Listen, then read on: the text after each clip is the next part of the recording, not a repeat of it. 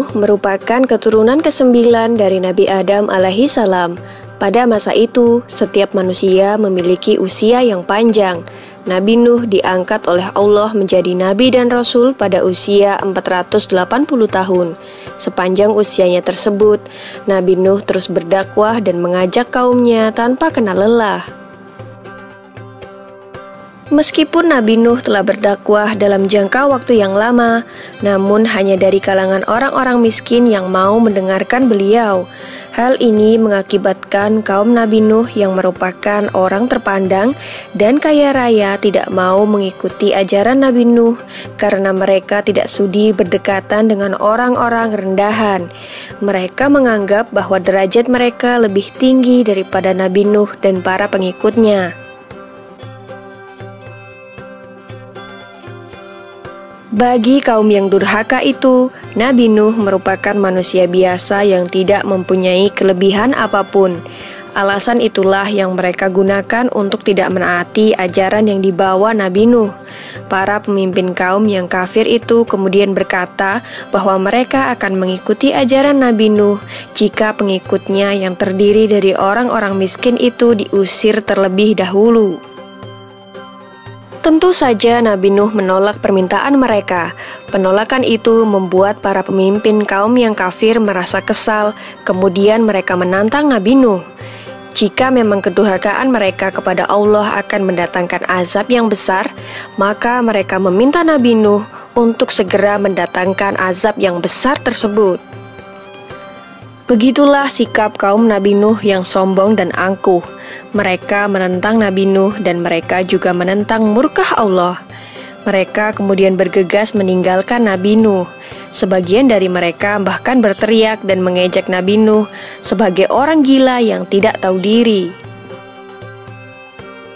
Dengan demikian, kaum Nabi Nuh yang durhaka itu tetap melakukan penyembahan terhadap berhala dan tidak memperdulikan ajakan Nabi Nuh untuk bertaubat.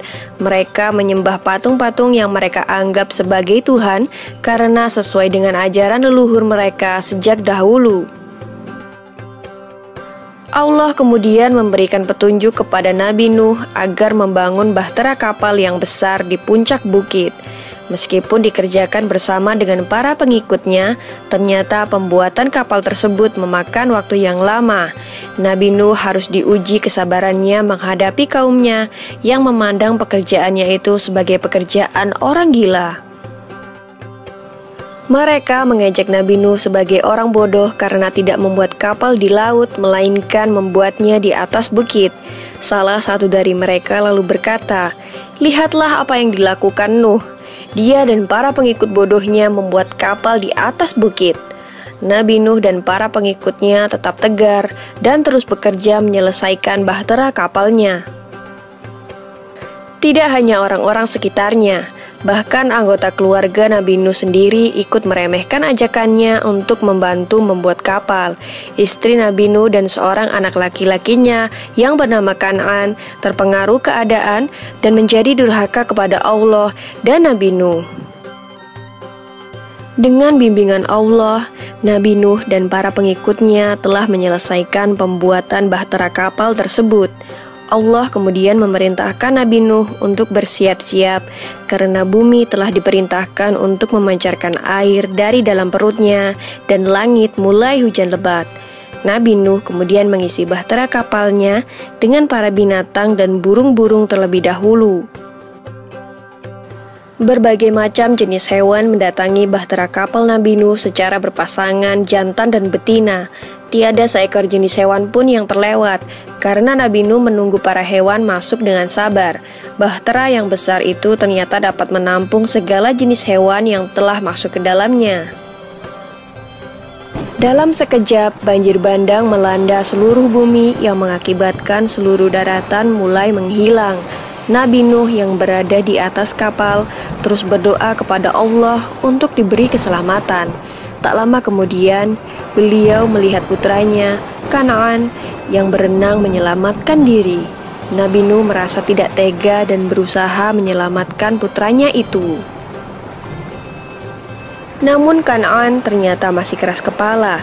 Ia malah berenang menuju daratan yang tersisa karena berpikir mungkin ia akan lebih aman di sana. Namun Allah berkehendak lain. Ombak besar datang ke arah Kanaan. Ia pun akhirnya tenggelam tergulung ombak. Tak lama setelah seluruh kaum Nabi Nuh yang durhaka tenggelam, banjir berangsur surut. Nabi Nuh bersama para pengikutnya dan hewan-hewan yang berada di dalam kapal mulai keluar perlahan-lahan dan mulai membangun tempat tinggal mereka yang baru. Demikianlah kisah Nabi Nuh alaihissalam dalam membuat bahtera kapal raksasa. Semoga kisah ini bermanfaat bagi kita semua. Amin ya robbal alamin.